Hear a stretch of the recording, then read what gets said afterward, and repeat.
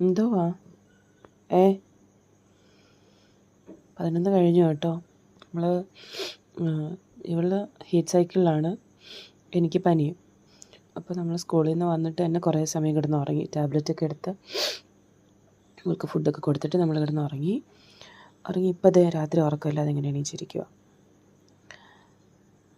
കളിക്കുക. പിന്നെ എന്നാ ഉണ്ട് വിശേഷം? ഭയങ്കര മഴയായിരുന്നേ, കഴിഞ്ഞു. മഴയൊക്കെ പെയ്ത് തോർന്നു.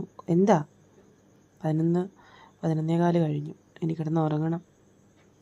ഞാൻ വന്നിട്ട് ഉറങ്ങിയതുകൊണ്ട് എനിക്കിപ്പോൾ ഉറക്കം വരുന്നില്ല.